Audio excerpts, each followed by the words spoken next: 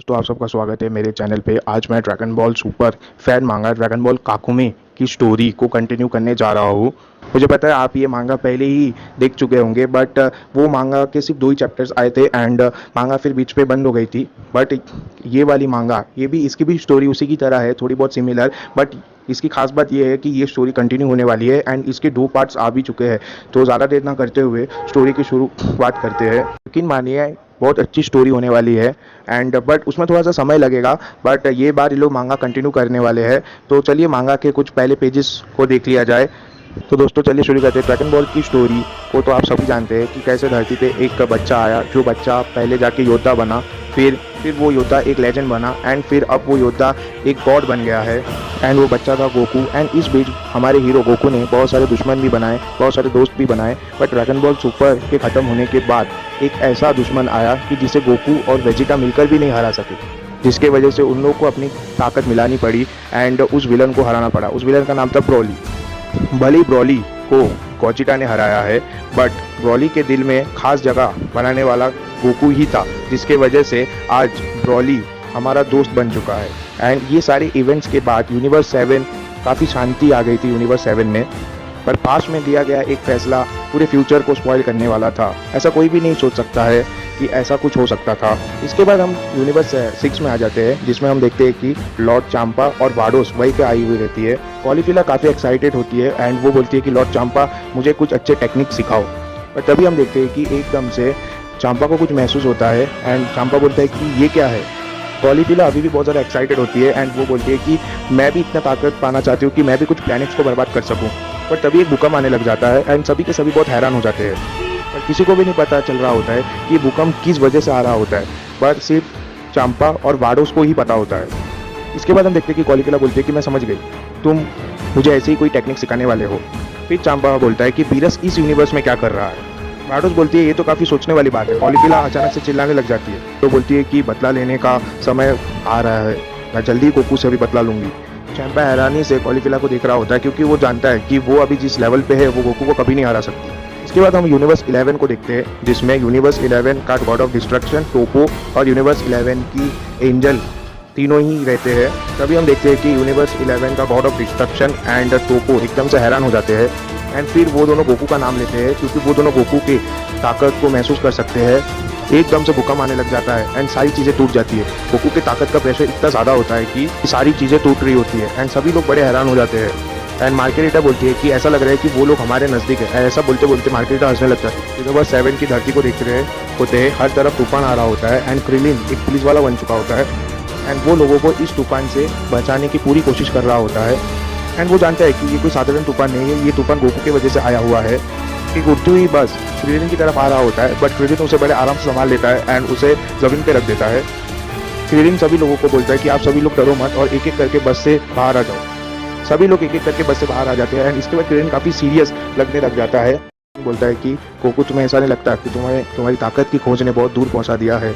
इसके बाद हम गोकू को देखते हैं, जो अपनी पूरी ताकत का इस्तेमाल कर रहा होता है, यानी कि अल्ट्रा इंस्टेंट। एंड इसके बाद हम वीरस को देखते हैं, जो कि काफ़ी खुश लग रहा होता है, क्योंकि उसे आखिरकार वैसी फाइट मिली गई जिस फाइट की उसे तलाश थी। वीरस भी अपनी ताकत का बहुत बड़ा पोर्शन यूज़ कर रहा है, बट वो अपनी पूरी ताकत के आसपास भी नहीं है। एंड इसके बाद हम वीरस के प्लेनेट पे आ जाते हैं। हम देखते हैं कि वीस इस फाइट को काफ़ी ध्यान से देख रहा होता है एंड ओरेकन फिश भी वो फाइट देख रही होती है। बट इसके बाद हम देखते हैं कि उसे एक कॉल आ रहा होता है एंड ये कॉल सुप्रीम काय का होता है। सुप्रीम काय काफ़ी डरते डरते बोलते हैं कि मैं आपसे माफ़ी मांगना चाहता हूँ, पर इस वक्त हमारा यूनिवर्स बड़े ही बुरी तरीके से हिल रहा है एंड मैं देख सकता हूँ कि सन गोकू एंड वीरस का ऑरा काफ़ी ज़्यादा खतरनाक हो चुका है। क्या मैं आपसे पूछ सकता हूँ कि अभी इस वक्त क्या चल रहा है? एंड इसके बाद बीस हंसने लग जाता है एंड फिर बोलता है कि हंसने लग जाता है एंड फिर बोलता है कि इस बार जो हो रहा है मेरे प्यारे शिन, वो है कि गोकू की ताकत का नमूना हमें देखने मिल रहा है। उसने जो ट्रेनिंग करी है उसका फल हम देख रहे हैं। इसके बाद हम गोकू को देखते हैं, जो अपनी ताकत से खुद बड़ा हैरान होता है एंड इसके बाद हम वीरस की हाथ को देखते हैं, जो कि एक एनर्जी का बॉम्ब बना रहा होता है एंड ये बॉम्ब वो अचानक से गोकू पे शूट कर देता है। गोकू इस अटैक से अपने आप को बड़ी मुश्किल से बचा पाता है। गोकू वीरस पे एक हमला करता है, जिसको वीरस बड़ी आराम से बड़ी आसानी से डॉच कर देता है। इस बीच जो 2 मून वीरस और गोकू के फाइट के बीच आ गए वो तबाह हो गए। इसके बाद हम देखते हैं कि वो दोनों की फाइट जारी रहती है एंड वो दोनों एक दूसरे पे लगातार हमला कर रहे रहते हैं एंड एक दूसरे को हमलों से बच भी रहे होते हैं। ये बात तो हम सभी जानते हैं कि वीरस इस फाइट को काफ़ी इंजॉय कर रहा होता है, क्योंकि बड़े लंबे समय बाद ही उसे ऐसी फाइट मिली है। दोनों को क्लैश से इतना ज़्यादा ताकत निकल रहा होता है कि काफ़ी सारे प्लानिटरी ऑब्जेक्ट्स तबाह हो जाते हैं।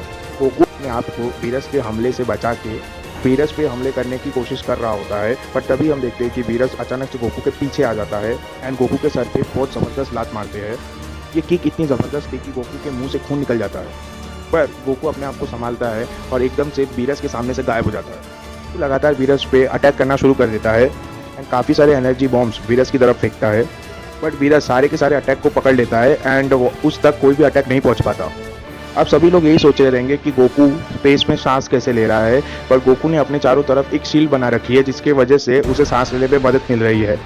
वीरस एकदम से गोकू के सारे अटैक्स को पकड़ के उसी की तरफ फेंक देता है एंड ये देख के गोकू काफ़ी हैरान हो जाता है एंड गोकू इस अटैक को डॉच नहीं कर पाता एंड ये सारे के सारे अटैक गोकू को जाके लग जाते हैं एंड वो काफ़ी बुरी तरीके से घायल हो जाता है। उसके शरीर के काफ़ी हिस्सों से खून निकल रहा होता है, बट अभी भी उससे हार नहीं मानी है। बट वीरस को लगा था कि वो फाइट अभी जीत चुका है, बट वो एकदम से गोकू को देख के हैरान हो जाता है एंड फिर हम देखते हैं कि गोकू उस धुएं से एकदम गायब हो जाता है एंड एकदम से वीरस के पीछे पहुंच जाता है। जब तक वीरस को समझता कि क्या हुआ है, गोकू एकदम से वीरस के ऊपर की ब्लास्ट अटैक कर देता है एंड एकदम से वीरस पे शूट कर देता है। इस अटैक की वजह से वीरस काफ़ी सारे प्लानिटरी ऑब्जेक्ट्स को टकराते हुए एकदम बड़ी स्पीड से पीछे चला जा रहा होता है एंड वीरस को काफ़ी ज़्यादा चोट भी लग रही होती है एंड वीरस के शरीर से भी काफ़ी जगह से खून निकल रहा होता है। इसके बाद हम देखते हैं कि वीरस एक प्लेनेट से जाकर टकराता है एंड वो प्लेनेट पूरा का पूरा तबाह हो जाता है। गोकू जानता था कि ये अटैक वीरस को हराने के लिए काफ़ी नहीं होगा, बट कम से कम वो वीरस को मजा तो चखा सकता है इस अटैक से। एंड तभी हम देखते हैं कि वीरस एकदम से गोकू के पास पहुंच जाता है एंड गोकू के चेहरे को जकड़ लेता है एंड इसके बाद गोकू वीरस के नेक्स्ट अटैक को देख रहा होता है। गोकू को पता होता है कि वीरस अभी बहुत खतरनाक अटैक उसके ऊपर शूट करने वाला है एंड ये अटैक उसको अगर डायरेक्ट भी लग गया तो हो सकता है गोकू की जान भी चली जाए। वीरस के चेहरे को देख के ये लगता है कि वो इस फाइट को किसी भी हालत में जीतना चाहता है, चाहे उसे इसके लिए गोकू को मारना ही क्यों ना पड़े। उसे गोकू के सर को जकड़ा हुआ होता है एंड वो अपना ब्लास्ट गोकू के सर के काफ़ी नज़दीक लेके जा रहा होता है। अगर ये अटैक गोकू को छू जाता तो गोकू मारा जाता, बट गोकू सही समय में भागने में कामयाब हो जाता है। एकदम से समझ नहीं पाता कि गोकू उस अटैक से बच कैसे गया और एकदम से वो गोकू का पीछा करने लग जाता है एंड वीरस बोलता है कि सेयन तुम भाग क्यों रहे हो, ये तुम्हें शोभा नहीं देता।